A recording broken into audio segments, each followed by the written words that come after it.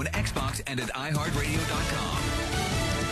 Fox News Radio, I'm Liz White. In Turkey for a 60-nation conference on Syria, Secretary of State Clinton says it's unlikely Syrian President Assad will keep his end of a UN-sponsored bargain to end a year of bloodshed in his country, given the continued fighting. The other point, of course, of all this is to show a united front, get fully behind the Kofi Annan plan, so if it continues to fail, they can go back to the United Nations Security Council and say to the Russians and the Chinese that people are still being killed. Sky News correspondent Alec Swassi in Istanbul. The thrill of victory.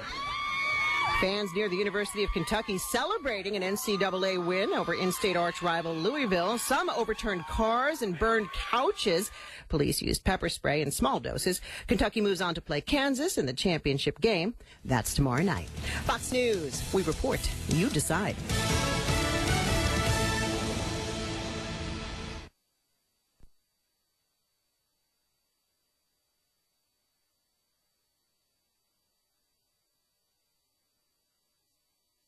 Double O Audio and Video offer a unique blend of services with life stories, memorials, documentaries, along with HD commercials and video editing, music video, all with some of the best prices offered and years of experience on top. Also, Double O Audio and Video offer video transfers, 8mm, Super 8, VHS, VHC, slides, all formats transferred to high-quality DVD.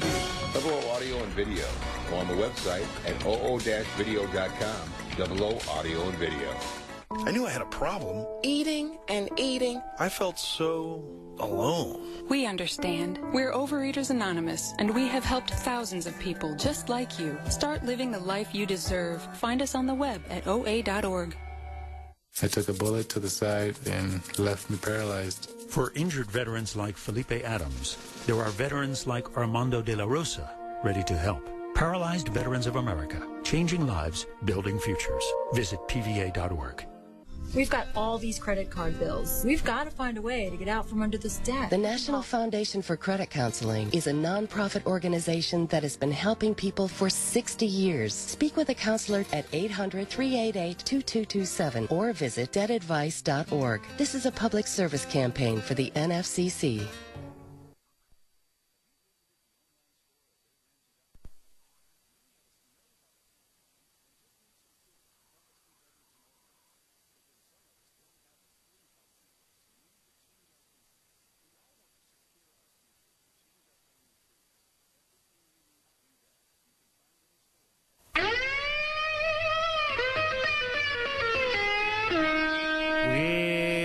Dadgum government, you sorry so-and-sos. You got your damn hands in every pocket of my clothes. Well, you dadgum, Good morning, Muskegon. This is EyeOnMuskegon, and I'm Jim Riley of Muskegon's Clear Channel Studios with my friend, the engineer, the legendary engineer, Oscar Osbo, and helping us out this morning, the co-host of the Talk Muskegon show right here on WKBZ every weekday morning from 8 to 9 is Muskegon's biggest, most amazing mover and shaker, John Van Wyck. Most amazing. There you go. I don't think I've eaten in 48 hours. But well, the biggest in the sense that in terms of moving and shaking, you demand. So good morning, guys.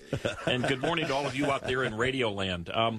Hey, this number one political talk radio show in town continues to want to have your input. And if you want to be on the radio, give us a call, 231-830-3109. And, you know, one thing that occurred to me as I was doing show prep today was that occasionally, I don't think we've done much of this, but occasionally we will make a mistake or we will say something that offends somebody even. And we stuff. We don't do it on purpose. Although actually, some of the times I think we do intend to offend if the people are on the opposite side of an issue we're talking about. But if you've got a correction or a thought, certainly give us a call, or you can contact us via the EyeOnMuskegon.com website. Hey, today, kind of cool, guys. It is April 1st, 2012, which is, April Fools. That explains a lot. There we go. Well, that explains a lot of my behavior last night. So. Well, we do have, John is still, he's been rocking all morning here, and we'll just do our best. I've been rocking all weekend. That's right. Well, hey, you know, you've got your rock and roll show on. I can tell you some stories off air about Brian Worsham, who's our co-host. Preston on Monday through Friday on the Talking on the Muskegon Talking Show. Is very active in the Lions organization, and he's like a Grand Poobah. Governor, Grand Poobah. whatever the ranks are within the Lions. Brian hired me in my Lakeshore Entertainment business to provide music and entertainment for their convention over in Grand Rapids on Friday night, and illustrious Pote. Yeah. and they did some line dancing, which was kind of a hoot, and square dancing, and I provided the music for it. And this was this is in Grand Rapids. Yeah, it was in Grand Rapids at the Crown Plaza on 28th Street. Great crowd, and it had just a lot of fun, and a lot more fun afterwards in the hospitality rooms after I got done playing. But they did a great job, and those people really like their country and Western music. Well, let's see. You're the guy that can bring it here, so we will continue to hope that your show expands and country westernizes the most western part of West Michigan, which really gets annoying to me because so many groups that are headquartered in Grand Rapids call themselves, for instance, the West Michigan MSU alumni and others. And hey, baby, we more Western than you guys. But hey, we've got a guest coming at 9 o'clock, a little bit after 9, who we've had before here, Mackinac Center's. Oscar crosses his fingers there. We've been pretty good at this, but the Mackinac Center once again is going to loan us Jack Spencer, really an exceptional guy who's followed very closely this SEIU union skimming ripoff, and he's going to come back and give us a little update because a lot of things have happened in the last. I understand the SEIU was paying people like $25 a day or something to stand in line like they were going to a rock concert last week at the Supreme Court. Honest to God, they did. They were handing out in cash payments or handing out payments to people. To act as if there was a grassroots swell. Yeah, that almost looked like people lining up to go to a rock concert. They knew they weren't going to be able to get into the chambers when when the Supreme Court was hearing the Obamacare issue last week. It looked like outside of a rock concert out there, and like they were going to sway the judges, Supreme Court. Well, that only works if the media is going to pick up on it. And sadly, another good use of SEIU funds. It was a good visual for them. Yeah, well, exactly. And unfortunately, this is a pretty important issue. But in any event, Jack will be here to talk about that and a couple of other things at the 9 o'clock hour. But I did a little research this morning on April Fool's Day. And I got thinking, what the heck is this all about? Well, number one, in the Northern Hemisphere, a whole bunch of different countries celebrate April Fool's. But in the Southern Hemisphere, they celebrate it on October 1st, which seems kind of odd. Because they're in the Southern Hemisphere. Well, I don't know. But this goes way back. This holiday goes back into the 1300s. And interestingly, the article that I got said it's not a national holiday, although, who knows? It certainly, I'm sure certain groups would prefer to have it. Yeah. But what they said was the day is marked by commission of good-humored and otherwise funny jokes, hoaxes, and other practical jokes. And, of course, the hoaxes are what's going, apparently we have 366 days of April Fool's Day coming from our county commissioners in terms of hoaxes and practical jokes. Yeah. And we're going to talk about those shortly. But in France, the gimmick apparently is, and this is the French folks, traditionally they tack paper fish on each other's back as a trick and shout, in English would be April fish, en français, poisson d'avril. That's for Honey Bunch's benefit there. I'll probably get criticized for but that certainly sounds joyful. What loosely translated? What loosely translated, this is April fish. I guess sort of a stretching of April Fools. So that's what they do in France. But apparently, the oldest prank tradition in the world, still alive today, is those jolly folks in Iran. And apparently, they play jokes on each other on the 13th day of the Persian New Year. You can imagine how much fun, how really groovy that is for the Iranians. No. Yeah. So, well, anyway, that's April Fool's. So women shave their head, but you can't see them because they've got their burqas on, right? Any number of things going on there that will shave probably other parts of their body that we're probably going to avoid. But I just found it interesting that there's a national event and those wild and crazy guys in Iran. Have you ever seen that Telebond dating site? Taliban Signals dating site, where every picture there's hundreds of pictures and bios of women on there, and they're all have burqas on. No, this is a joke, is it not? Or I think it is, but I don't know. I mean, these days it's hard to tell. All the same light blue burqas that they wear. Really? Yeah, every picture is exactly the same. What was their bio? Well, they're different, different age and different family grooming, and everything else. Bring your goat, your lamb. Yeah, there's different dowries that they have, and everything else, but it is. It's like TalibanDating.com or something like that. Hey, you know what? I had some friends, good friends of mine, from up north in Montague, John and Nancy. Thank you. They sent me, or actually called me and bugged me about this on a couple of occasions, so I finally went and did it. Eagle, and I've got to get the exact name here, and I'll come back with it, but this fantastic video site where there's a camera on an eagle's nest with 3 little baby eaglets. Really? And it's been going on for months. I've seen these bird sites before. This is unquestionably the best one I've ever seen. But you see it feeding, it's 24/7. And very, very cool.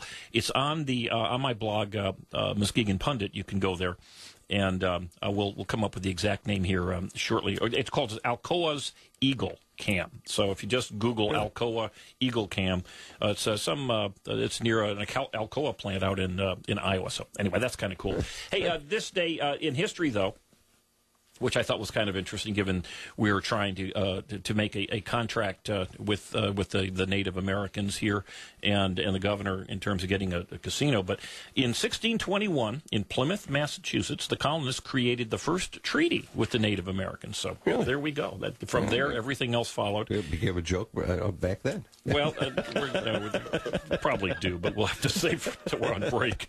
Yeah. But for now they all own casinos. And for those joke on us. Yeah, well, that was somewhat my thought. But for those of you who have thought that politics, people get up, they make a gaffe, they get in trouble, they get kicked out, and they're gone forever. In 1924, Adolf Hitler was sentenced to 5 years in prison for high treason in relation to the beer hall putsch.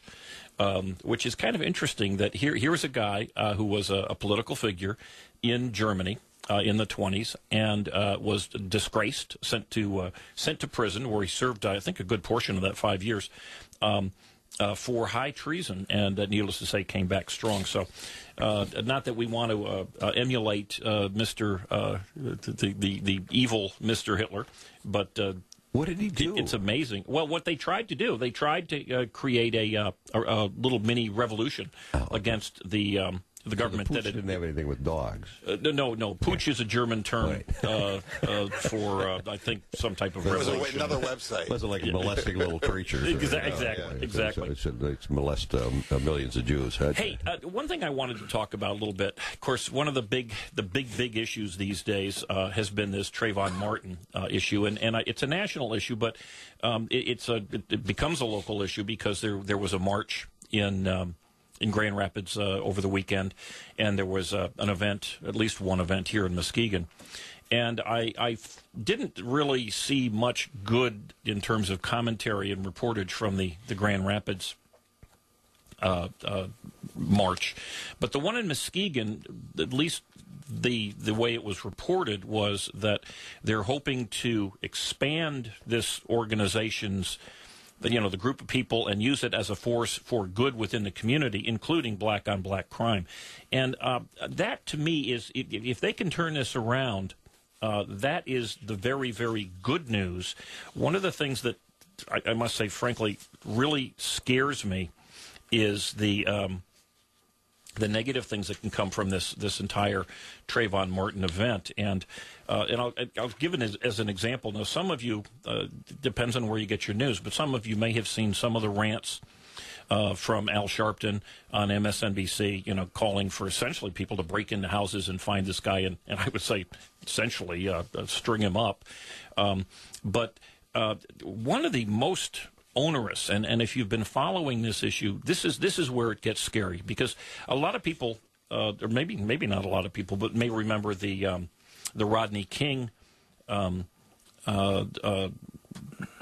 trial. There was an event when Rodney King was beaten. There was videos of it. Rodney King was a predator in his community. There's little question, and he preyed on black people because that's who lived in his community.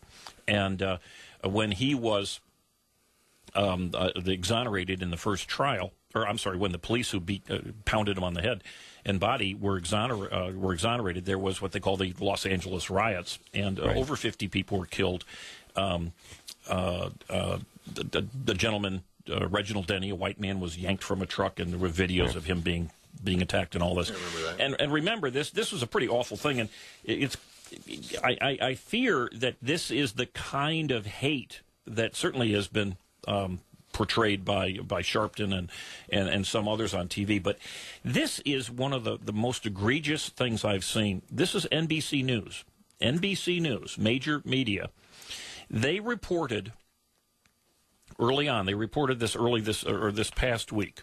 This was from the audio of the phone call where Trayvon Martin was talking with someone in his family, I believe it was.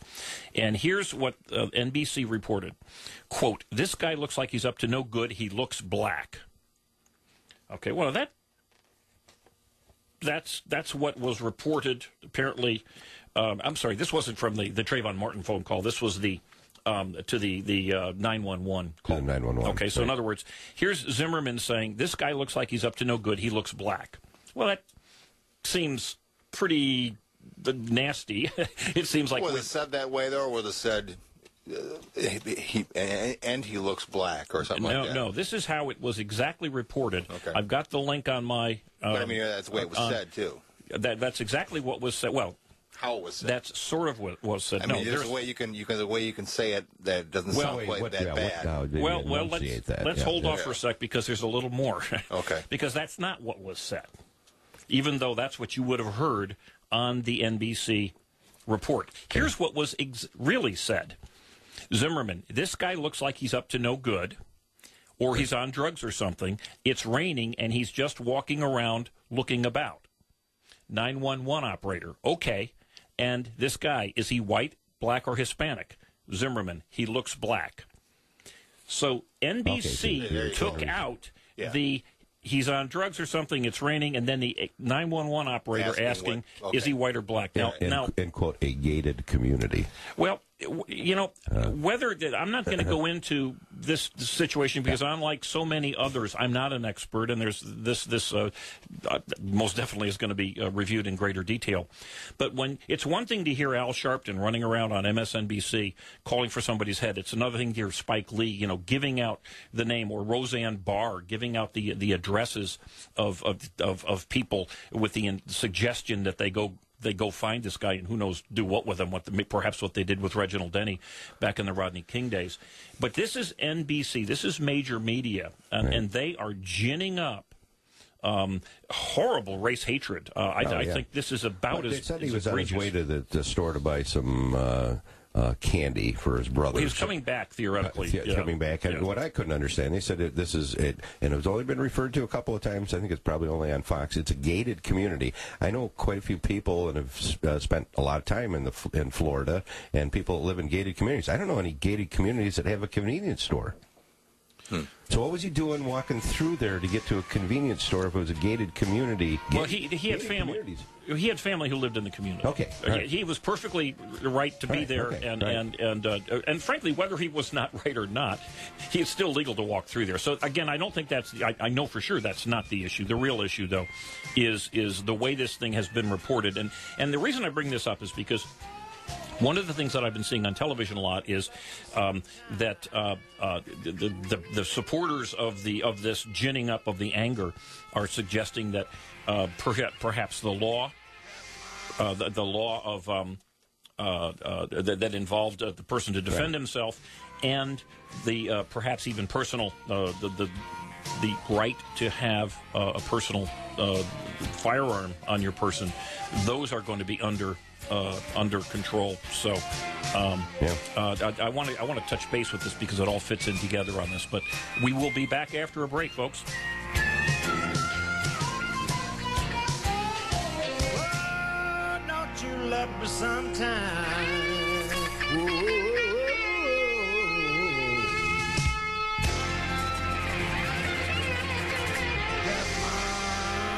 Double O Audio and Video offer a unique blend of services with life stories, memorials, documentaries, along with HD commercials and video editing, music video, all with some of the best prices offered and years of experience on top. Also, Double O Audio and Video offer video transfers, 8mm, Super 8, VHS, VHC, slides, all formats transferred to high-quality DVD. Double O Audio and Video. Go on the website at oo-video.com. Double O Audio and Video.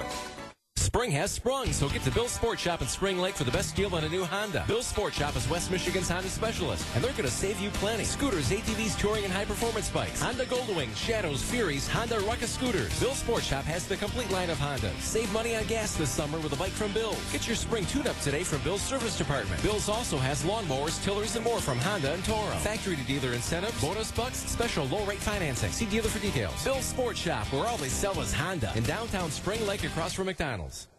I can solve difficult problems for a Fortune 500 company. I can run a successful business. I can manage your home improvements. I can publicize your message. I can motivate your audience. I can put my military experience to work for your company. I can teach your children. I can boost your bottom line. I can add value to your workplace. I could be a loyal and productive employee. But I can't put my skills to work for your organization if I'm not given the opportunity. If you don't recognize my talents and ability. If you don't hire me. If you don't have an open mind and a workplace that's open to everyone. If you don't realize that America works best when everybody works. What can you do? What can you do? What can you do?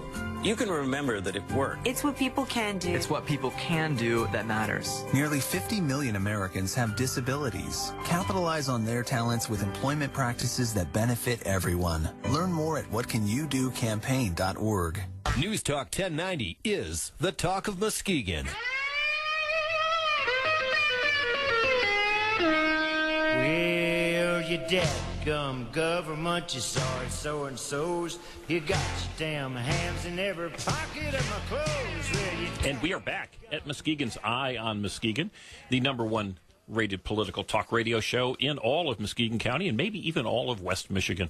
I'm sitting here with John Van Wyck and Oscar Osbo. We were talking a little bit about this Trayvon Martin issue, and the reason I brought it up, of course, is that this is an event, this is a tragedy that could be turned into a positive, and it seems that certain portions of the media and certain loudmouths, even within West Michigan, are really looking to make this a very incendiary issue, keep it going on through the summer. We know that the Occupy Muskegon or Occupy Wall Street people are out really making some nasty noise about this. But I bring this up because a couple weeks ago, the editor of I guess it's the Grand Rapids Press now, which is also the M Live Media Group, but they did a front page about a month ago, I guess. They did a front page expose or report on what they termed, I believe, a troubling increase in the amount of violations of the people in the state of Michigan who had legally obtained personal carry permits for handguns. Okay. And they had some statistics that, if you just looked at the statistics alone, were troubling, and it would get your attention.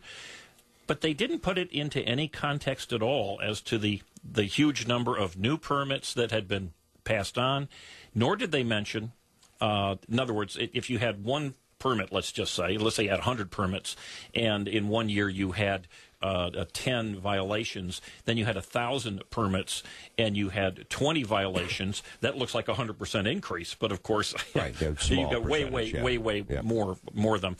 And plus, one of the reasons for the increase in the reporting of these violations was that the counties were getting better at reporting the violations. Sure. They made no mention of this, and this is a part of the media left's move, I believe, to turn back a lot of the things that allow us here in this country to protect ourselves.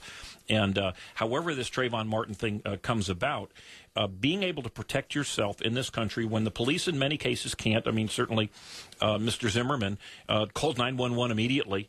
And there's little question that at some point there was a serious altercation where the Trayvon Martin was throwing punches. So the police were there to collect the body. That's about it. They were unable to stop the event. And the reason I keep going back to this is, and I think it's important, the problem in the black community, and this is why many people perhaps are wondering if there really is a seriousness in the likes of NBC and Al Sharpton and some of the, quote, leaders of the black community. 94% of the murders of black people in this country come from black offenders. In other words, it's black-on-black crime that is the problem that's destroying so many of our communities. And to take the focus away from what really is causing the ill within that community and then create a new one. In other words, it's whites that are causing these problems. Or as the New York Times came up with their just really pathetically transparent bias, Mr. Zimmerman, who is obviously an Hispanic man, they called him a white Hispanic, which is a term that I've never heard before. Of course, had he been murdered by a Tea Party person, he would have been, of course, an Hispanic, probably a youngster. They would have had a nice 14-year-old, picture of him as 14-year-old. But just remember, much can be made of this. Reginald Denny and the L.A. riots were a tragedy for this country. People have forgotten. I'll just give you a quick little update. The 6 people who attacked Reginald Denny, Damian Football Williams was charged with mayhem and had a pretty long record on him, received a 46-year sentence at Pelican Bay for murder. Antoine Miller, a 19-year-old who lived, blah, blah, blah, was also another pretty good size history of crime, but this is kind of an interesting analysis of it, or reportage. Miller's mother was a drug addict, and as a child, Miller was sent to live with his grandmother. When he was 12, his grandmother killed his grandfather and was convicted of this murder, leaving Miller homeless. William's mother, now the drug addict, well known around the neighborhood as kind and caring, took Miller into her home. Okay. Unfortunately, he was shot to death in a nightclub shortly thereafter.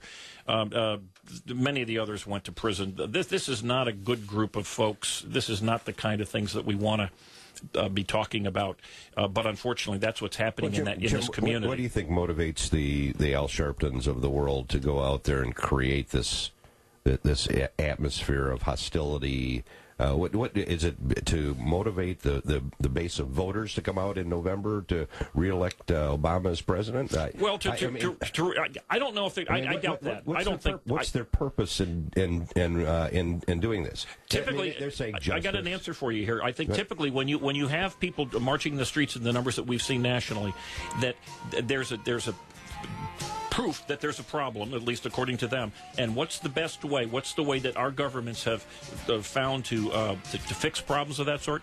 They give money to the leaders. I can promise you this is tons of money. We saw this in Benton Harbor. Follow the money 4 or 5 years ago. You betcha. The money trail. So we've got our wonderful Roger Miller telling us that we've got to come up for another break, and we will be back with the Mackinac Center's Jack Spencer.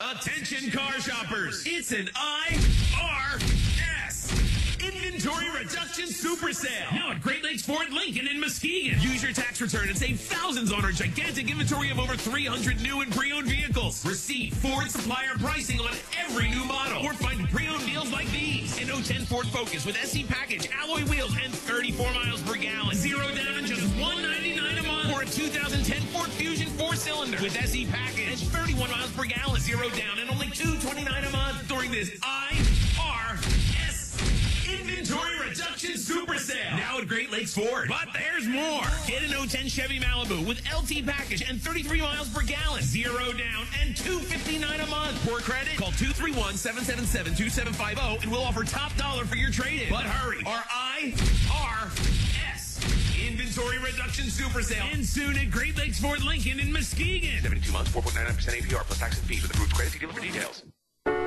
It's your car. You take it to people you trust. You're what rip out your linkage. That's just an estimate, little lady. They're your children. You want to keep them safe. Hey, kids, shut your traps. It's your health. You want a doctor with experience. Hey, Joan, I'm Skip, and I'll be your doctor today. I'm fine. Thanks. It's your finances. You want to go to the experts. Quick and easy. cut your payments by 50%. Go to people with experience, real people you can trust. We've got to find a way to get out from under this debt. We can help. The National Foundation for Credit Counseling is a nonprofit organization that has been helping people for 60 years. Our certified counselors can help you eliminate your debt and teach you ways to stay out of debt. Speak with a counselor today at 800-388-2227 or visit debtadvice.org. National Foundation for Credit Counseling. Real solutions for real people. This is a public service campaign for the NFCC. The Talk of Muskegon is News Talk 1090, WKBC Muskegon, and heard 24 hours a day on WOOD HD2 Muskegon. Double O Audio and Video offer a unique blend of services with life stories, memorials, documentaries, along with HD commercials and video editing, music video, all with some of the best prices offered and years of experience on top. Also, Double O Audio and Video offer video transfers, 8mm, Super 8, VHS, VHC, slides, all formats transferred to high-quality DVD. Double O Audio and Video. Go on the website at oo-video.com. Double O Audio and Video. In the streets below, traffic had stopped. Pedestrians were lying on sidewalks and curled up in doorways. There was no sign of violence, no wrecks, nothing like that. It was as if the people in New York had simply decided to stop whatever they were doing and pass out. Ice coated my stomach. The invasion has started. To find out what happens next, read Percy Jackson and the Olympians by Rick Riordan. Explore new worlds and check out more cool books at your local library. And visit read.gov. Brought to you by the Library of Congress and the Ad Council. Fox News Radio, I'm Pam Puso. A show of support for Syria's president.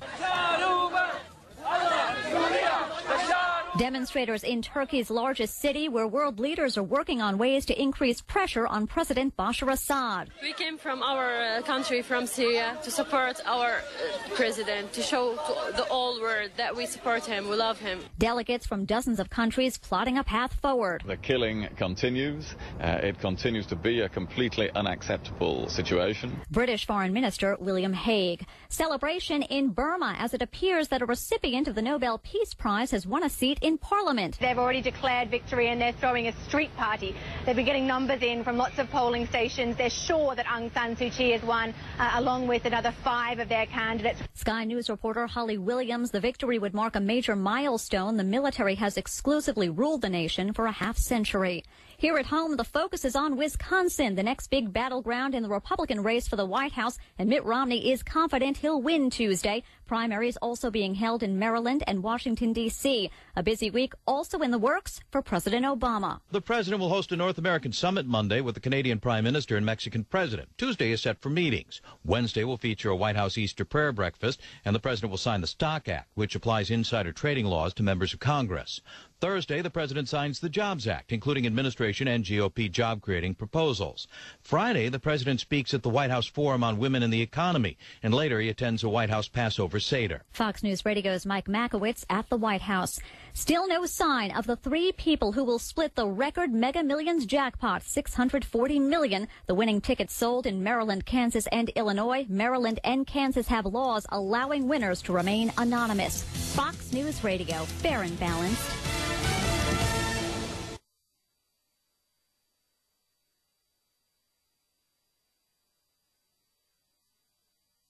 Between 2009 and 2010, the bottom 90% of Americans, keep in mind, their income in the first year of FDR's New Deal went up 8.8%. Last year, that went down 0.4%. While the super rich in America saw an enormous 21% increase in their incomes, the super rich saw a 21% increase. The bottom 90% saw their income actually drop.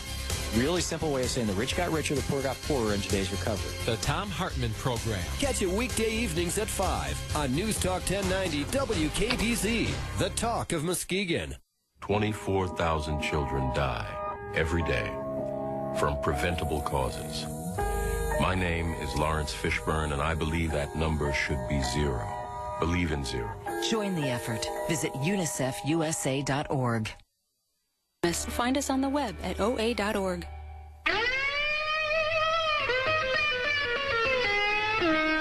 Well, you dadgum government, you sorry so-and-sos. You got your damn hands in every pocket of my clothes. Well, you dadgum. And we are back with Eye on Muskegon. Jim Riley, Oscar Osbo, John Van Wyck, and we now have on the phone with us the Mackinac Center's Jack Spencer, the guy who's really been on the job for a lot of issues, but the biggest issue, or at least the most recent big issue, has been this big union skim and scam against hardworking small businesses and small families within our community. Good morning, Jack. How you doing? Good morning. I'm glad you have me on the show. Well, we are too. I just wanted to, before we get into our conversation, I wanted to respond to John Van Wyck had mentioned a question, or had asked a question as to why people were ginning up this whole Trayvon Martin thing, why NBC News would be cutting the recordings out to make it look worse than it is, and why people like Al Sharpton and others, the President of the United States, Obama, are really making this a bigger issue than it really ought to be, given that in the black community it isn't white on black crime, it's black on black crime that's causing much of the problems. And one of the things I would say is that yes, money is likely the biggest thing. You can be sure that the government, certain governments, if not the federal, but certainly states, will be approaching Jesse Jackson's Rainbow Coalition and Al Sharpton's various organizations and other groups pretending to represent the black community. But there are other issues, other agendas out there. They could easily be, as I mentioned, the anti-gun, the anti-self-protection folks. There are many people that are really against people having the ability to protect themselves by carrying guns. Or the, I forget the name of the law they're in. Anyone of you guys jump in if you know it, but the one in Florida, which we also have here to a certain extent in Michigan, that allows you stand your ground bill. This is a big issue. You can imagine if there was a video on it. But this is a big issue to the country, and it's going to be used, I think, unfortunately, for many other agendas, most of whom are going to be negative, certainly to the black community. And one of the really awful negatives has been the bringing up of a lot of the black on white crime. One of the terrible tragedies that happened, I believe it was last year. 2 English tourists from this country were visiting Disney World down in Florida, and they were murdered by one or two black monsters, I would say. You're saying that within my portfolio and one of my mutual funds, I do have the Gap in there, so the Gap's going to increase the sale of hoodies. Well, I know if you go on to the Obama website, they're selling hoodies there too. So the election hoodies. But anyway, I just there's lots of agendas here, and I think it's important that we all appreciate that it's not as simple as it may appear. But let's get back to, frankly, a guy who knows his stuff. And Jack, maybe you can give us a little background. We talked with you about a month ago, but about the fact that this issue had happened and it was being held up, certainly by the Democrats, but also by some of the Republicans. Give us a background on it for those who haven't heard before, and then tell us what's going on now. Well, the issue you're talking about is the dues skim, or where they went in and got home health care people, so-called home health care workers, although we now know that the vast majority of these people are just folks who take care of their own family members or close friends at home. And I'm not sure when I talked to you before that we had those numbers yet. We knew there were a lot of them. Now we know it was a majority of them, more than 75% were those kind of people when the unionization took place. And this was a forced unionization. This is a forced unionization on these folks, essentially put upon them by the Jennifer Granholm administration, the Democrats in control of certain parts of the state government, and then, of course, the SEIU union. Is that correct? Yeah, well, what happened back in 2005, basically somebody penciled in a dummy employer that, and claimed that they were, this was the employer of all these people spread all over the state. It's very obvious. Most of those people had no idea what was going on. It touched all the bases as far as the paperwork and so on. And then it was all done behind the scenes. It was all done covertly without news and media coverage. And on paper, back in Lansing, they were all supposedly in a union, and they still are stuck in it. And, of course, the target was the dues. It was dues coming out of taxpayer money that are paid to these people. These people get these Medicaid checks, and they have been having dues taken out of them ever since. It's all up to 60,190 people. We covered it. We covered it pretty extensively. We were pretty much committed to a story a week for about 8 weeks. Tell our listeners that that's in your Michigan Capital Confidential, right? Which is sort of your online newspaper doing investigative reportage that really isn't much done by traditional newspapers any longer. I don't think regular newspapers. I think the only ones that could have done this, to be honest with you, were the bigger ones in the state. Although it's still a little frustrating that they didn't do it. Okay. Your average neighborhood paper probably would not have been able to do this anyway. I'm pretty sure there was no articles in our local paper, and I'd be surprised if there was even one in the Grand Rapids paper.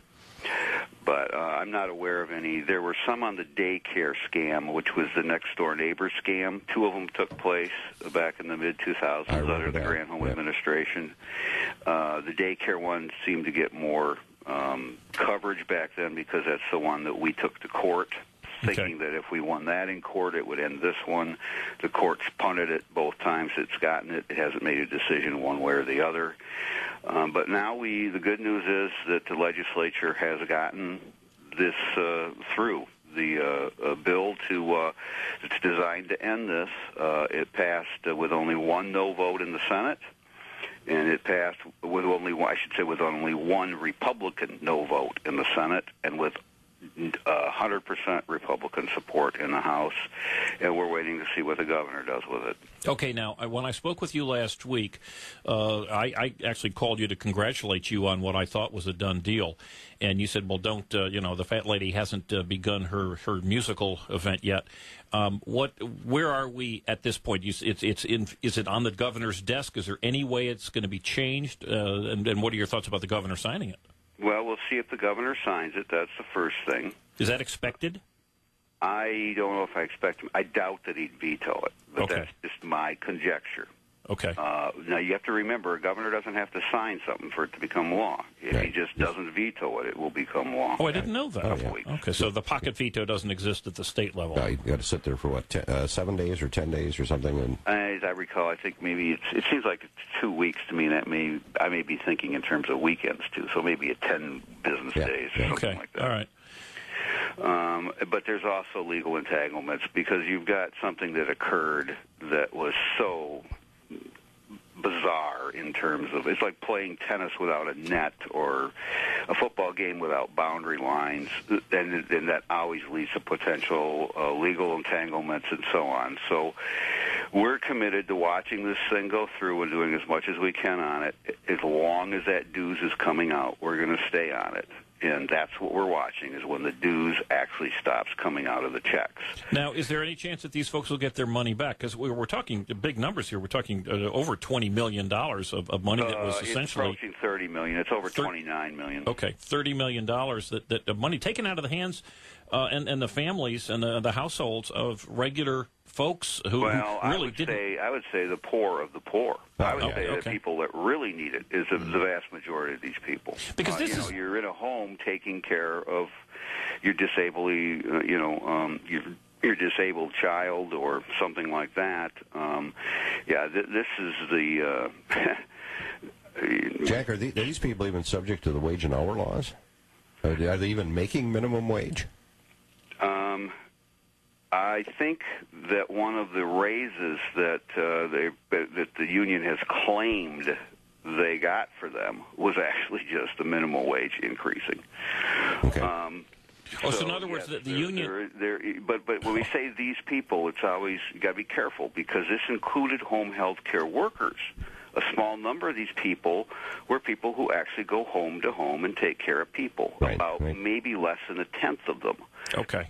So you got a mix in here, and this is what the other side likes to use. They like to make you start thinking you're talking about this smaller group, of what people would call workers. And they would be employees. They would be considered by you and me and everyone else as employees, as opposed employees of the people in the home who hire them. Sure. That's entirely different than if you're getting a check to take care of somebody in your own home, and I happen to know a couple of ladies that work for a company called Daysprings here in Muskegon, which is exactly that, and they make minimum wage. Okay. Yeah. And wait, you said something that I think might have gone by. One of the complaints, I think I would call it an outrage in this whole event, has been that the union, among other things, said that, well, wait a minute, we deserve our dues because we're doing wonderful things for these hardworking employees who have no other representation. And you're saying that one of the benefits that the union is claiming, perhaps maybe the biggest benefit, is it got them, all these employees, a wage increase when in fact it was just the minimum wage going up? When you ask them more carefully, and most reporters, again, that have covered this, the little bit that it has been covered, they haven't known how to come back with a follow-up question. When the union will say we got them $3 worth of pay increases in the 6 years, they don't know enough to come back with, how did you do that? Was it collective bargaining, like a union's supposed to do it? And when we question them closely, they always back away from that, and it ends up being, well, it was a minimum wage, and the argument being, well, we were around when it happened. Basically. You don't have to. You could be a hardcore union member who supports the union ideals but this is an outrage. It doesn't matter. I just can't imagine any union supporter who knew this whole story who would be behind this. This is truly an outrage. All I can say is thank you again for what you guys have done and hopefully accomplished. We will report it when it's. Well, I know you'll report it, and then I will pick up on it when you finally. We finally get not the signature, but just the lack of a veto. But a lot of this, number one, this would not have happened, I don't believe, without your efforts. Are there anybody else who was involved? I know we encouraged people to call our senators and reps around here. I know other Tea Party folks were involved. Any other groups that were involved in getting this accomplished? I'm not sure there was anybody else who was following through on this. Okay. It's a difficult issue to cover. I was thinking, I think last time I was on your show, I was making some comments about other news outlets not getting involved with it as much as you might have hoped. I've since thought about that. If I was an editor and I told a reporter to spend a week on this, I'm not sure the reporter would still be able to cover it yet. The one angle I do feel disappointed about the regular news media missing, because it's the one that only takes 10 minutes to figure out, was the fact that this happened with the news media frozen out back in 2005. There you go. That's the one that should not be that complicated for them to understand and be upset about. And I will add this. I don't believe it could have happened if the news media had been covering it the way you normally cover things. Okay, well, and that's really what we have in the past relied on, and I was making mention of the way the NBC television had put a redacted version of what Mr. Zimmerman was supposed to have said during the Trayvon event. We have in the past depended on the media, primarily the newspapers, at least at the local level, to be there to expose the scams. Matter of fact, this thing, I would imagine, this SEIU scam probably wouldn't have happened if, in fact, there was statewide media coverage, at least standing there saying, okay, you go do this, we're going to report it. There wasn't, but don't blame the media for that, because most of the media simply did not even know it was happening until 4 years later. Okay, all right. But, yeah, it's been disappointing since then that they aren't outraged about the fact that they weren't allowed to even know about it. The unionization, the dummy employer, no announcement, nothing. The statewide election, no coverage. The news media had no way of knowing it. Matter of fact, we do have a state senator who has a bill to make those kind of elections in the future posted like other elections, so the news media will know about it. Okay. That's all right. Senator John Prose. Wonderful. But that's all follow-up, and I should mention this too. Let's let your audience know. You're going to hear a lot more about this because the union clearly thinks it's going to get stopped, and the dues is going to stop, because they are now trying to put this on a statewide ballot to lock all of this into the state constitution. Really? This unionization. Is this part of this other state initiative that they're working on? No, it's their own separate one. And remember, you can go, how on earth can they do that? But they've got $30 million. That's how they in other words, it. $30 million new dollars that they've extracted from these essentially low income people trying to survive, and now they're going to use that in a political campaign to codify it and keep it there forever. We're not going to let this die, and I appreciate your bringing this up to us, and I certainly appreciate the fact that you've been really the lead guy, as you say, almost weekly reports on Michigan Capital Confidential. And I would recommend Michigan Capital Confidential is you can sign up and get the daily email. I go there at least 2, 3, 4 times a week and doing a little research, but one of the things I've done is I've gone in there and you can just put in Jack Spencer and you can see all your articles, and you really you're not alone, but you do a wonderful job there. This is you're doing what the Mike Roykos of the past, the legendary columnist from the Chicago Sun-Times, I believe it used to do, and so few do today. And I'm not going to let you go at this point if I can hang on to you. You mentioned something that the newspapers either didn't know about something happening, or that they didn't have the wherewithal to ask the additional question. And this has been a complaint that I have had with our newspaper here and any coverage when it comes to much of our local government. And we have a situation going on which, interestingly, has not been in the newspaper at all, although I'm told that some type of report's coming down the road. But in Muskegon County, we had a no committee meeting. In other words, they canceled their normal committee meeting, and at a full board meeting of the Muskegon County Commission, they voted to out of thin air loan $2.35 million to the county-owned nursing home. There has been no information about this. We're told, this is just an accounting deal. We still don't know how the deficit was created. We don't know how it happened. We don't know if it was stolen, if in fact it was just a mistake, or it might have been something totally innocuous.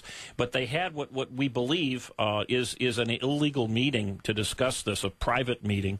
I actually submitted a Freedom of Information Act request yesterday, which of course won't be received until tomorrow. But we are going to pursue this. But what I talked with you about, Jack, is that this has been a ploy that Muskegon County Commission has used quite often, and the ploy is this: they will present a big spending event and saying, or sometimes even small. They've used it for small things as purchasing vehicles and equipment for the Public Works group, and saying we can't give you all the information that you normally would demand, because if we don't do it today, the terrible things will happen tomorrow. And the county commissioners, and I was there and videoed it, it's online on EyeOnMuskegon.com, but this is something that's happening a lot in Muskegon County. The worst one was when they locked in 80% of their discretionary budget last fall in again, skipping the committee meeting and dropping on the county commissioners the union contracts, and again saying if we don't sign them now, terrible things will happen down the road. Now, when I asked you, Jack, about this, you said this is kind of unique. You don't see this happening a lot, which kind of surprised me. I don't remember seeing it. I had jobs in the newspaper business before I went to Lansing. And maybe I was just lucky. Maybe the communities I went to simply had more awareness of the freedom of information and being afraid of what would happen if they got caught hiding things. But I just don't recall something like this being a problem in those communities. And I don't know, though. Now, that was back when you had active newspapers that we're local, and we're at a point now in the journalistic business, as you're aware of, where it's splintering, and you've got ownership of papers 1,000 miles away. You've got reporters having to run around trying to cover more things with less time. Maybe this is a direction that things are going, and if it is, it's not a good one. Well, I understand that certainly. Whoops, we got that music here. You know, Jack, can we keep you over here because I'd like to continue this just for a little bit more? Would that be okay? All righty, we'll take a break and we'll be back with Mackinac Center's Jack Spencer.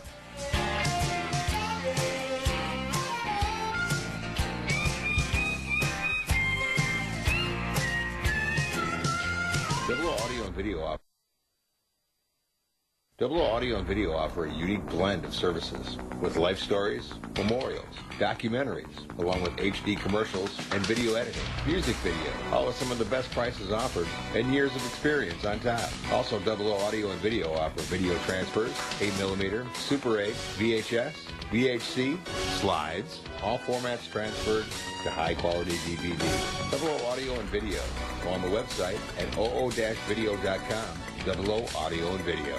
Attention car shoppers, it's an IRS Inventory Reduction Super Sale. Now at Great Lakes Ford Lincoln in Muskegon. Use your tax return and save thousands on our gigantic inventory of over 300 new and pre-owned vehicles. Receive Ford supplier pricing on every new model. Or find pre-owned deals like these. An 010 Ford Focus with SE package, alloy wheels, and 34 miles per gallon. Zero down and just $199 a month. Or a 2010 Ford Fusion 4-cylinder with SE package and 31 miles per gallon. Zero down and only $229 a month during this IRS Inventory Reduction Super Sale. Now at Great Lakes Ford. But there's more. Get an 010 Chevy Malibu with LT package and 33 miles per gallon. Zero down and $259 a month. For credit, call 231-777-2750 and we'll offer top dollar for your trade-in. But hurry. Our IRS Inventory Reduction Super Sale ends soon at Great Lakes Ford Lincoln in Muskegon. 72 months, 4.99% APR plus tax and fees with approved credit. See dealer for details. 90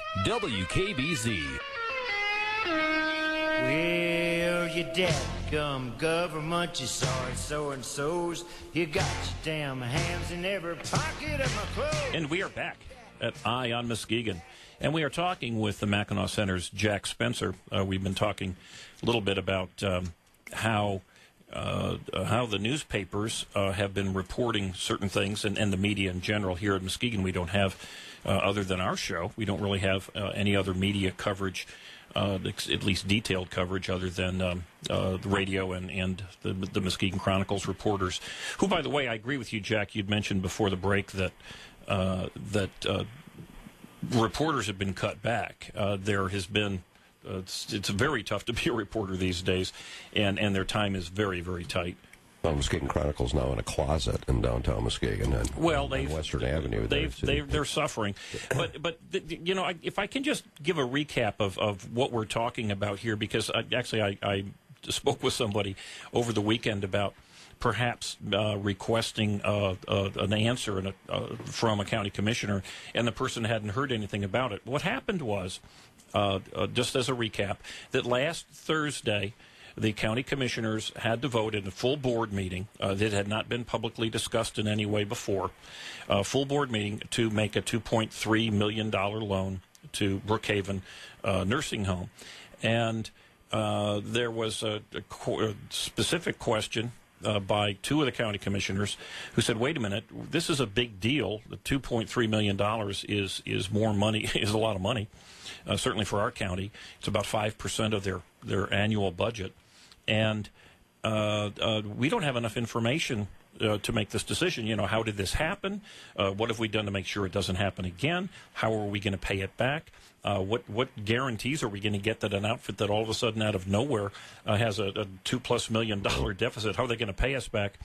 And some of the other commissioners, some of the long-timers, like Vice Chairman John Snyder, came up and said, well, we've known about this for a long time. And, of course, the question to me is, maybe this was a good maybe this was a smart decision. Perhaps it was an awful decision. Maybe it's a huge cover-up, and we are going to pursue it to the end with our FOIA request and attempts to get the media involved in it. Perhaps we can get the Mackinac Center involved in it. But what is really so disturbing to me and to others who know the story is when you see county commissioners saying we don't know enough about this to make this decision, and then you see the response from other apparently insider county commissioners and the county administrator, Bonnie Hammersley, you saying that if you don't vote for this money today, and they said this specifically, if you do not pass this, our auditor will not be able to give a qualified or an unqualified opinion on the annual audit, which, by the way,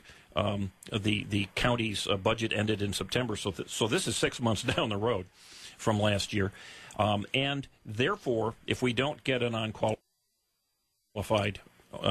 report from the auditor, that our bond rates when we issue bonds will go up, or we'll have to pay more money because the rating for the county will go down. So in other words, if you don't make this decision right now, even though you don't really have the information on hand to make an intelligent, informed decision, bad things will happen and it will be your fault. And this same exact plan, the same playbook has been used time and again with these county commissioners. And what do you, Jack? You've been around a long time. What do we do on something like this? Aside, we do have the FOIA request just to find out what they knew in advance.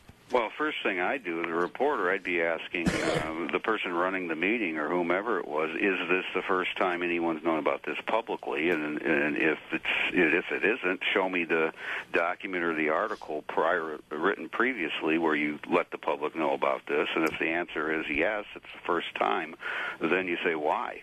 Well, here's what's happened. We've had some people who have contacted the county attorney, and we've had people who've contacted some of the other county commissioners. And they are in Richard Nixon Stonewall mode right now.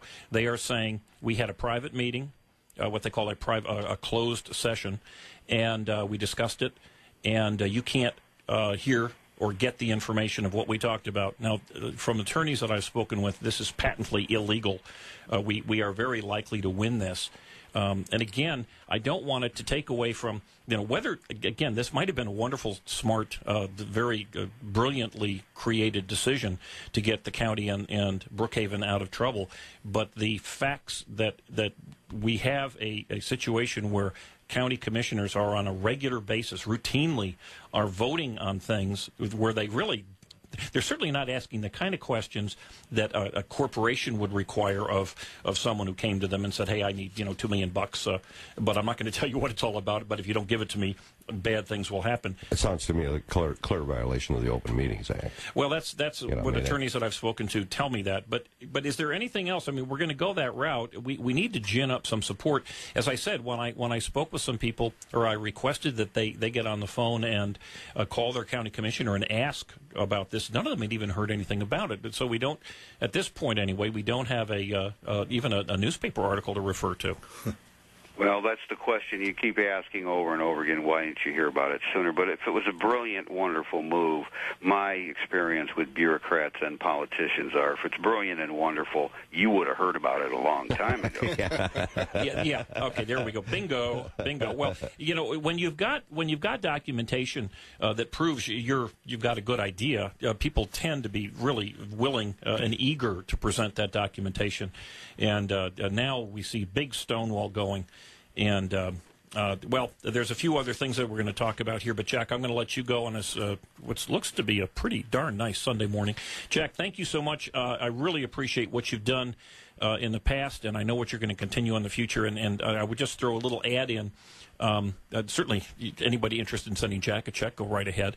But the Mackinac Center really does, it fills a void in this country and in this state, I mean, in terms of doing the research that the media used to do. So if you're interested in contributing to the Mackinac Center, you can just Google them and send them a check, because without them, a lot of these things, so this $29 million ripoff would have continued on in perpetuity. Isn't that... go ahead, I'm sorry. No, that's fine. I was just going to thank you for having me on the show, and I guess you can say sort of in a left-handed positive, I guess, is if this thing does get on the ballot, this attempt to keep this going, we won't be the only ones covering it anymore. Yeah. Yeah, and you guys started it, and you guys continued on in the face of, a lack of interest. So, again, thanks so much. You have a great rest of the day, rest of the week, and we'll probably have you back on. I'm sure we'll have you back on in the future. Have a good one now. Thank you. And I've got your number, too, so we can get call the right one this time. There we go. Yeah, thank you. Have a good weekend. What's left of it. Thanks, Jack. Are we going to be going to break now? Well, yeah, we can take a break. I was just going to tell you that. I was going to ask you about that as far as supporting. How does they get their money? Because I feel that that's the biggest reason why the Muskegon Chronicle is no longer with us anymore. Because financially, Muskegon can't support the Muskegon Chronicle. It's a different plan. The Mackinac Center, the way I understand it, gets money entirely from the private sector. I don't believe they get any public sector money. I don't believe they do either. No. They don't charge dues. I've been a contributor for, I don't know, maybe 3 or 4 years. And actually, I was doing a little daydreaming about if I were to win the lottery. I bought my first lottery tickets ever. Or not ever, in about 25 years. I spent $10 and bought some lottery tickets. And it was, How did that work out for you?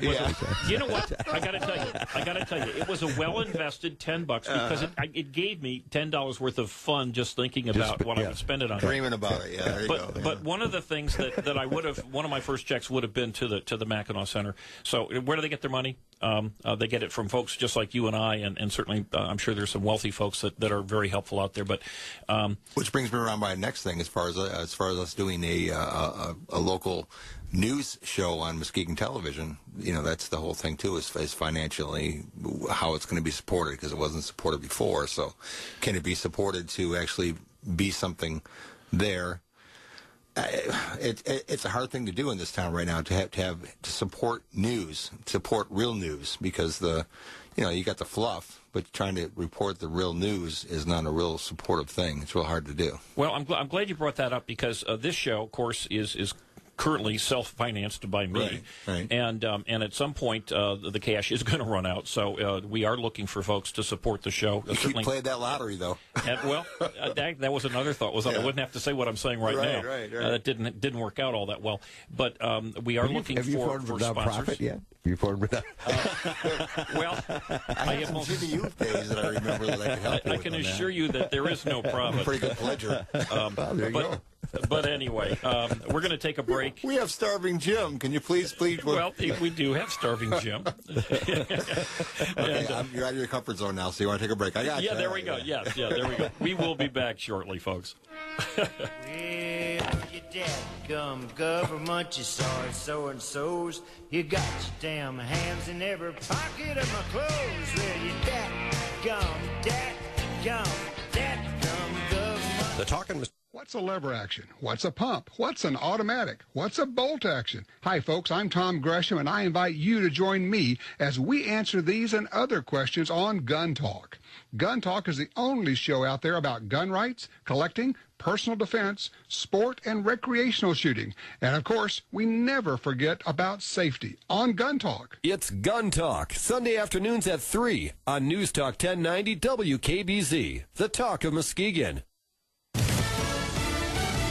Fox News Radio, I'm Liz White. World leaders gather in Turkey backing a UN plan to end the violence in Syria. This is the second so-called Friends of the Syrian People conference. Russia, China and Iran not attending. Syria dismissing it as an enemies of the Syrian People conference. Fox News Radio's Emily Wither in Istanbul. Protesters showed up on both sides, some praising their president. We are here to say we want Bashar Assad. Only he is our representative. Only Bashar Assad is our president. The UN estimates 8,000 people have died. An opposition icon wins a political victory in Burma. Aung San Suu Kyi was released a year and a half ago. Since then, hundreds of political prisoners have also been released. Sky News correspondent Holly Williams. If confirmed, the parliamentary win would mark a milestone in the Southeast Asian nation, where the military has ruled almost exclusively for decades. Fox News, we report, you decide.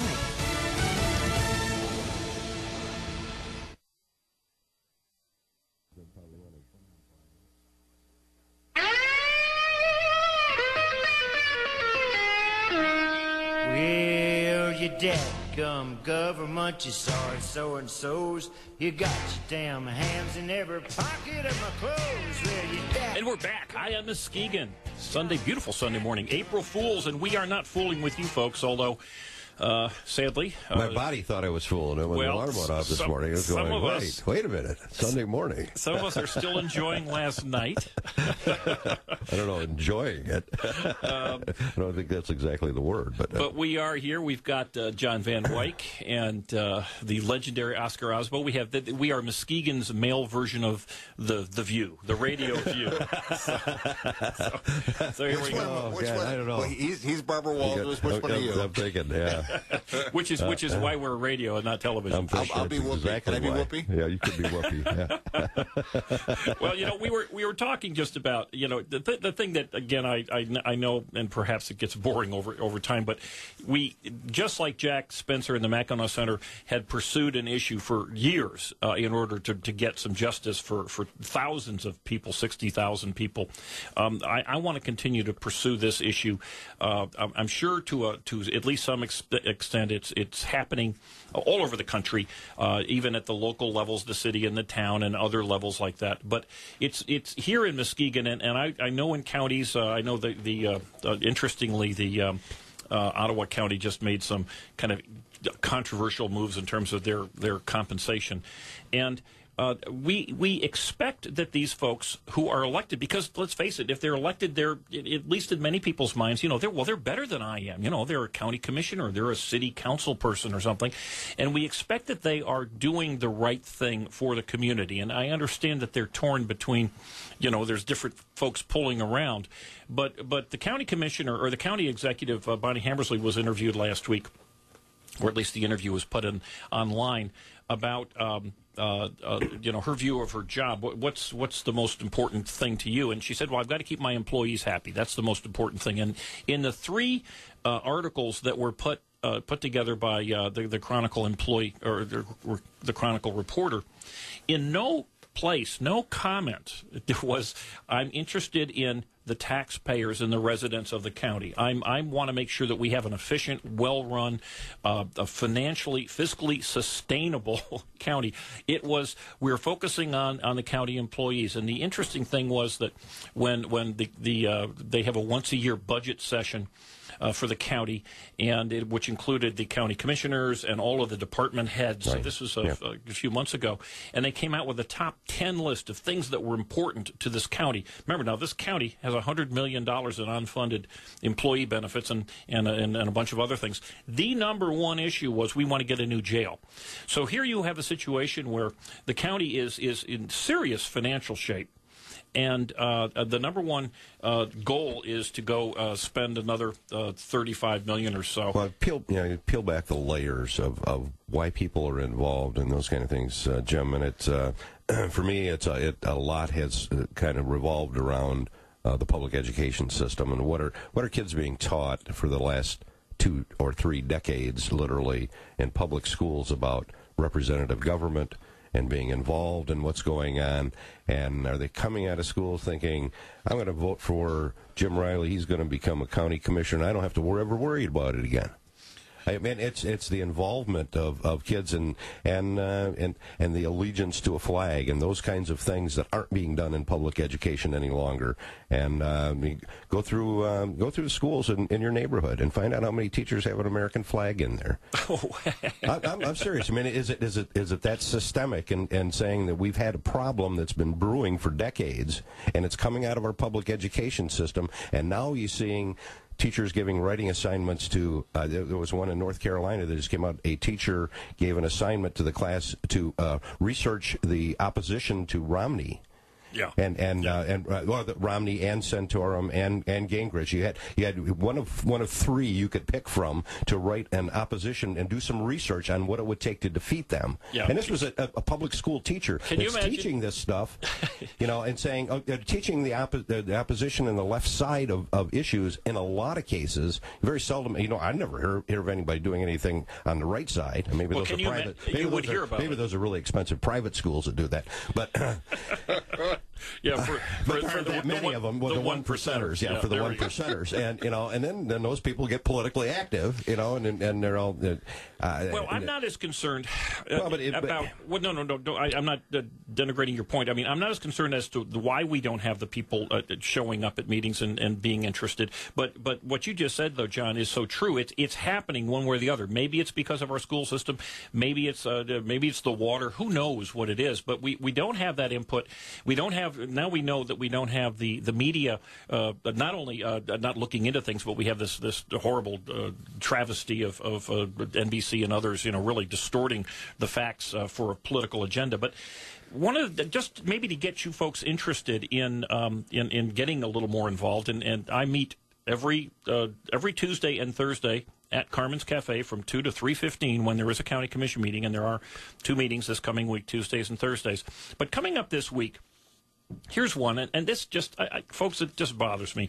One of the bills that they're going to be voting on, the Office of Highway Safety Planning is offering additional funding in the amount of $27,000 to grantee agencies to purchase electronic message boards to be used in conjunction with, quote, high visibility enforcement activities. And the sheriff's office is requesting to accept that $27,000. Now, folks, I can assure you that nobody knows really what that's all about, except it's $27,000 worth of free money. I mean, they're talking about, it's called an electronic message board.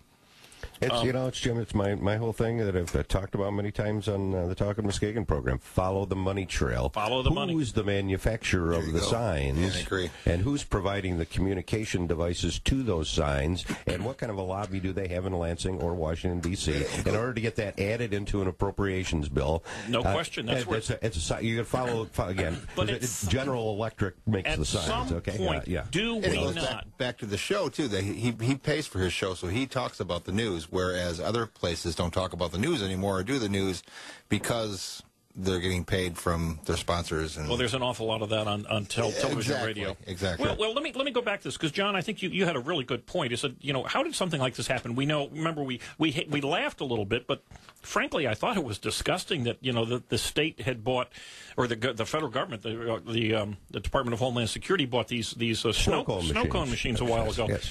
But here's where I think we can't stop. I mean, we can elect hopefully Republicans who will try to stop this, and we can de-elect Republicans and Democrats who have voted for these garbage things. But at a local level, is there any responsibility at all for our people in Muskegon County, city, township, county level, to say, wait a minute, this is just dumb. I'm not going to take the $27,000, or I'm not going to take the snow cone machine.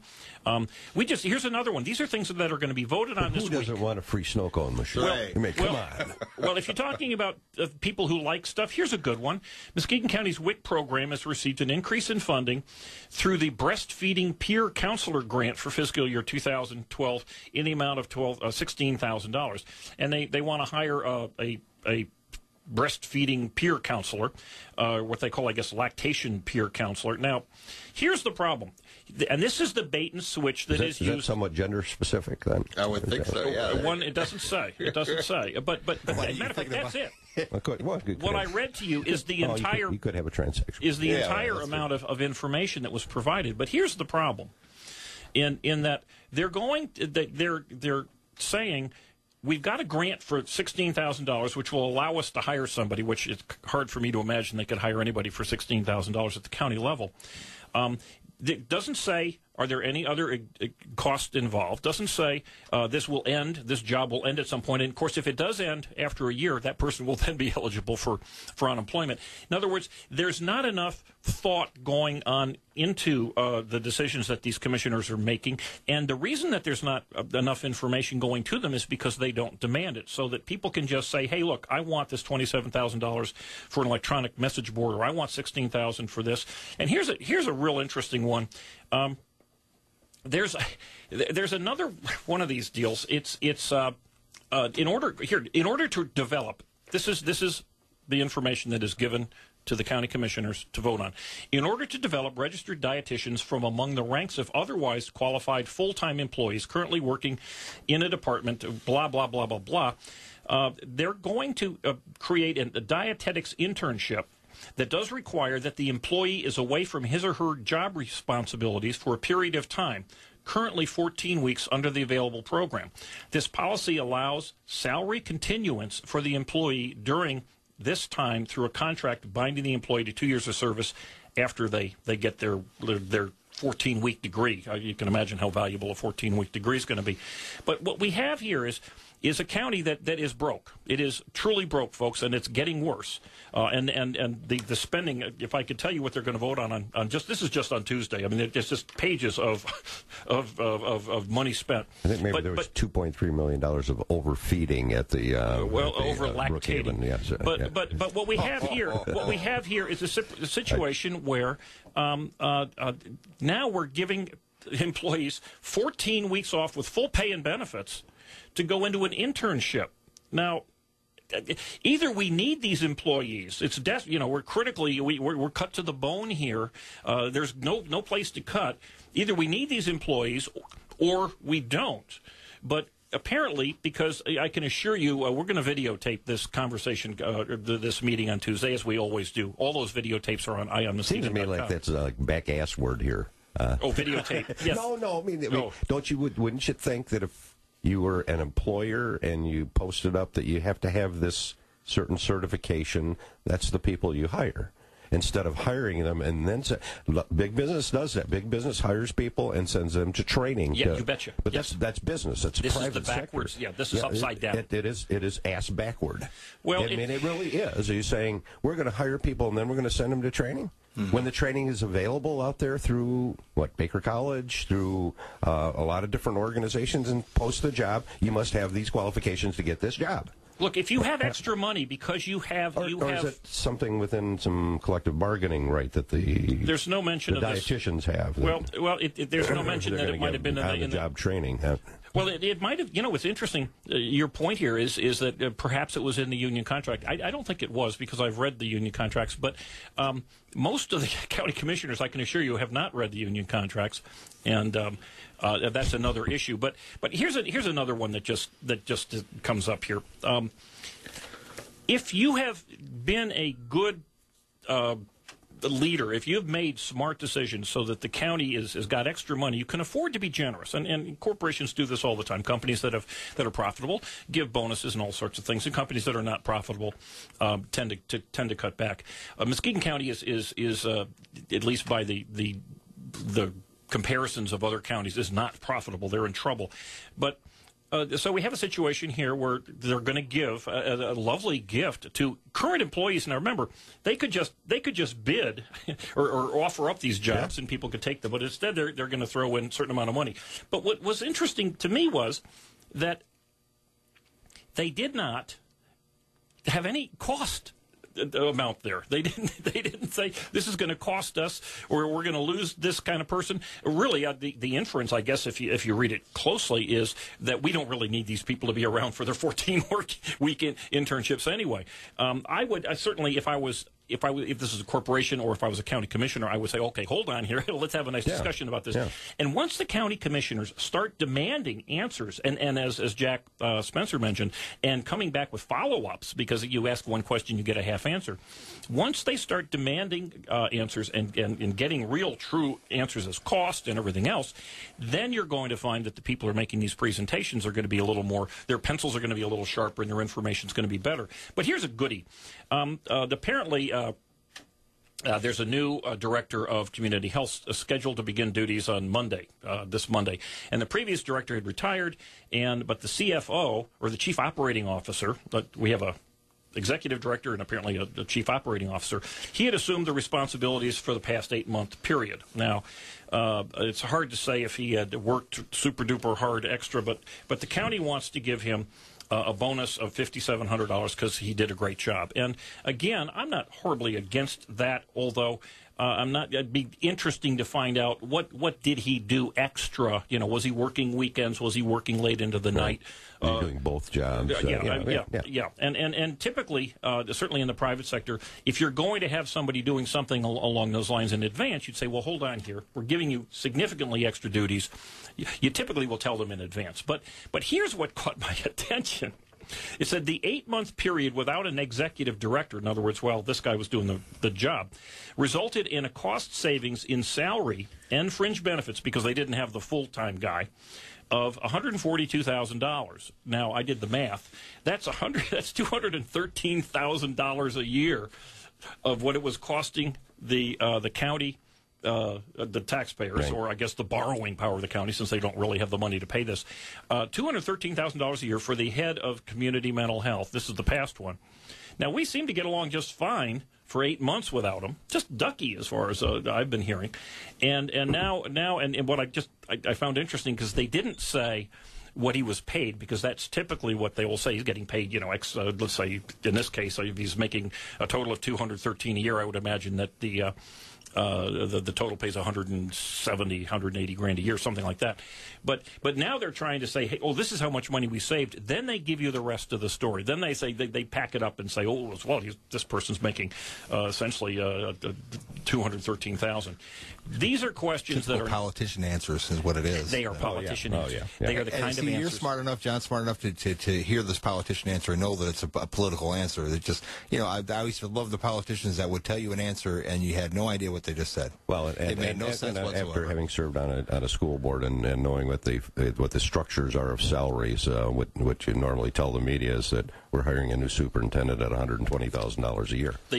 And they print that, and that's good. Yep. And they get an annuity and all their health care and a car allowance and a cell phone allowance and a computer allowance and he's double that. Well, here, we're running out of time here, but I want to get one final one in here. So there's a new one where they're moving registered dietitians that the county has, and because of the actually, I don't quite understand this. I'm sorry, these are animal control officers who are moving, because the county's taken over the dog ordinances. They're moving them to the sheriff's office, which is, now I don't know, I do know the sheriff's department has really fabulous union coverage for their employees. We're going to want a new shelter, aren't we? Well, the question is, what's it going to cost? What is it going to cost? Hey, we are running out of time here, and I do want to just remind folks, I will be at Carmen's this Tuesday and Thursday. I'm also on John and Brian's show every Monday, Wednesday, and Friday, 8 to 9 o'clock on WKBC, right, the Talkin' Muskegon show. And you can see our show, thanks to Oscar, every Monday night from 8 to about 9:30. You can see the video of this show. Now, we're typically a week behind, but you can see the video of last week's show on channel TV 38 or on Comcast channel 397. Don't forget, all the information and the way to communicate to us here is at EyeOnMuskegon.com. Also, MuskegonPundit.com is where we get a lot of the show prep. That's what we've been doing over time. And, John, you look like you want to say something. I have a meeting in Lansing tomorrow. It'll be the last meeting of the Heights Financial Review Committee at noon tomorrow. It's a public meeting, so those of you who haven't been noticed about it, this is one of your notices, that will be at the Department of Treasury building, the Austin building, tomorrow at noon. Now, where is that? Right downtown Lansing on Allegan. Oh, it's in Lansing. Okay. Right. Yeah, we're going to meet there, and we'll be voting on whether or not to appoint recommend to the governor of appointing an emergency financial manager for Muskegon Heights Public. Yeah, we're going to have a show on that, and we'll probably have you as a guest rather than a co-host, because that's a very, very interesting issue. Because there's some dilemmas coming up with that district, and I would hope that the Muskegon Chronicle will stay on top of it with what's happening with Public Act 4 at this point in time. There have been signatures collected, 250,000 signatures, as a matter of fact. Actually, they collected 390,000, apparently, to put it on the ballot to repeal Public Act 4. Well, and of course, the most important question, which you just don't see asked all that often, is, well, what about the kids? What about the students? What happens in the meantime? It's a lot of talk. We will address that in a future episode here. Give us a call next week. Contact us at EyeOnMuskegon.com. And again, thanks to Oscar, John, and the Mackinac Center for loaning us Jack Spencer. All you wonderful listeners out there, folks, we depend on you. Pass the word, please. We've got our blog and we've got our show. We are trying to get the word out. And it's not just here in Muskegon, folks. It's happening everywhere. And we'll try to give you some tools. Next Sunday, we'll continue our quest to highlight the news, the spenders, the taxers, and the borrowers, and the simply clueless do not want you to know. Because if you did know, you'd stop it now. So, folks, stay tuned. Tom Sanaki Fit Girl Carrie coming up, and I hope you all have a great week in our little piece of heaven.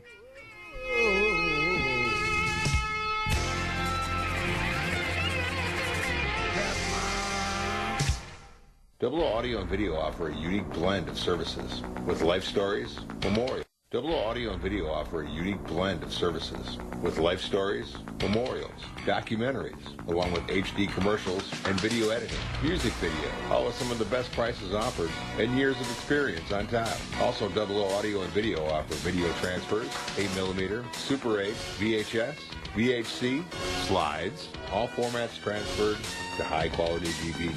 Double O Audio and Video. Go on the website at oo-video.com. Double O Audio and Video. They don't have to die, but they do. 24,000 children every day. My name is Orlando Bloom, and I believe that that number should be 0. Believe in 0. Join the effort. Visit unicefusa.org. The Talk of Muskegon is News Talk 1090 WKBC Muskegon, and heard 24 hours a day on WOOD HD2 Muskegon. This is WKBZ Muskegon and WOOD HD2 Muskegon.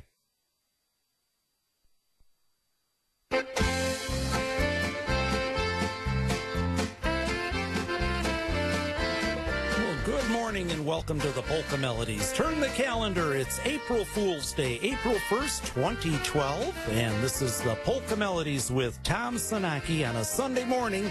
That's right, 10 o'clock in the morning means it's polka time all the way up until noon today. So sit back, relax, and enjoy today's show. We've got a polka dance